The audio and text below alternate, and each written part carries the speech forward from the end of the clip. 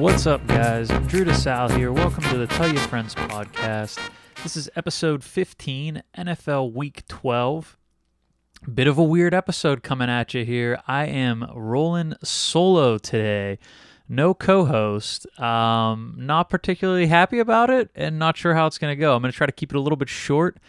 I don't think I even want to hear myself talk for 20 minutes straight.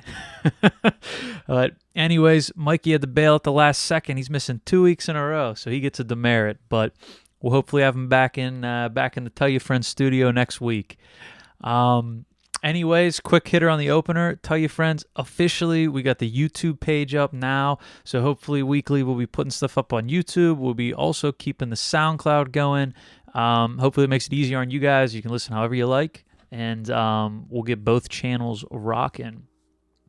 All right, so football storylines. I think the theme here that I saw is overtime, college and pro. I was glued to the Michigan-Ohio State game last Saturday. In my opinion, the game Michigan-Ohio State, obviously a huge rivalry game. I think it was more important even than possibly what the national championship will end up being.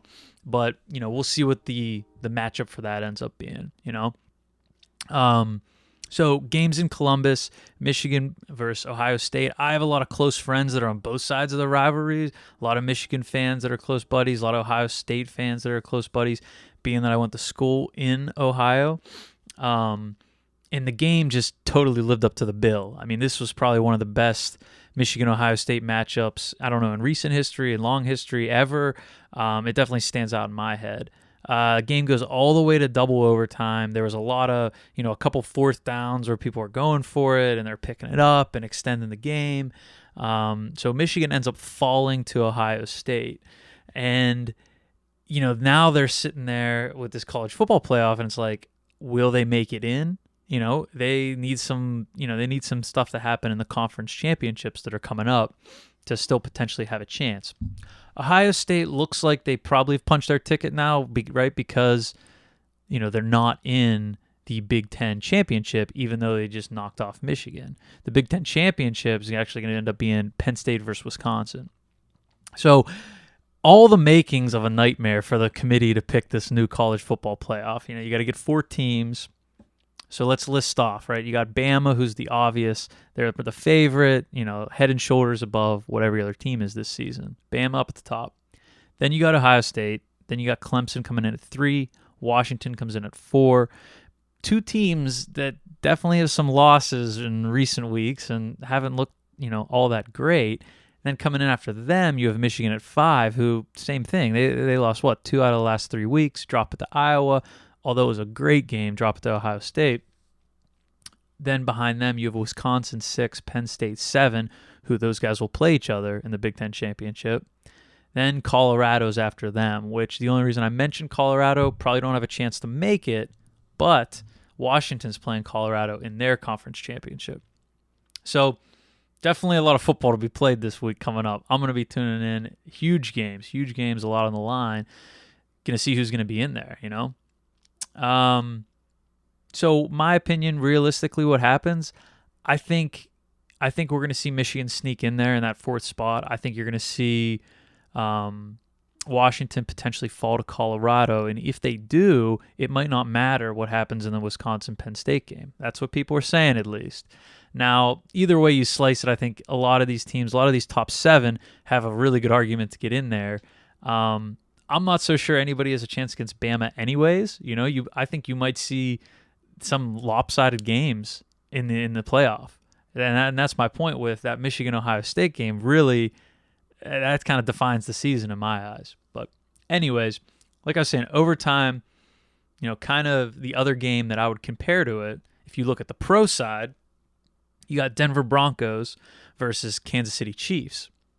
So this game goes to overtime, and now you can kind of compare and contrast the pro overtime rules versus the college overtime rules. And, everybody will fall on one side or the other, but it was interesting. So Denver marches down and, they get stopped, and they're going to attempt this really long field goal because if they would have punted, they were basically playing for the tie. So they attempt a 62-yard field goal. They miss it. They give KC the short field. KC, sure enough, goes and wins the game. So that's what got a lot of people talking. Are like, all right, well, these pro rules, like, look how that changed the outcome of the game. And then you look at the Michigan-Ohio State game that was just the day before, and it was like, wow, that was like a really great game too. So I'm probably more of a fan of the college overtime rules. I like it lining up on the 25. You got to go. You got to punch it in. If it keeps going, you got to start going for 2. I think it's a little more exciting because you're almost always in the red zone down there, or at least field goal range. And pros is a little more weird. You can like tie in the regular season. And I remember Donovan McNabb, like, he didn't even remember you could tie or something. Like, he didn't even know the rules, and he was the quarterback of one of the teams playing. So definitely weird, funky, great football being played though, which you love to see.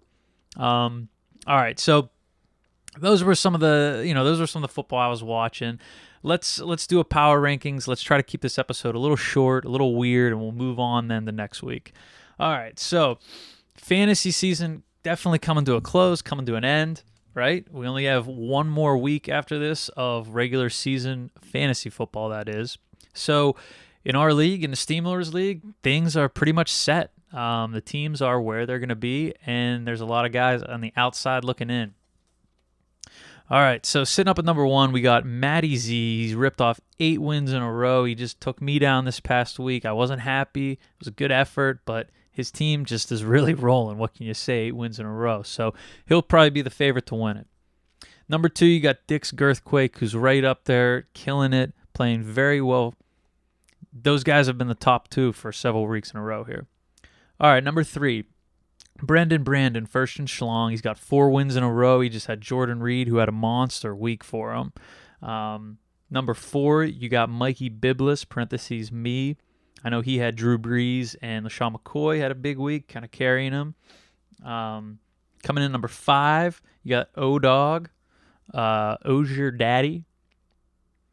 He had Cooks, who laid an egg, 0 points, but he got 20 points from his kicker, Justin Tucker, picked up the W this past week. Then at number 6, rounding out the 7 and 5 teams, you got Timmy H.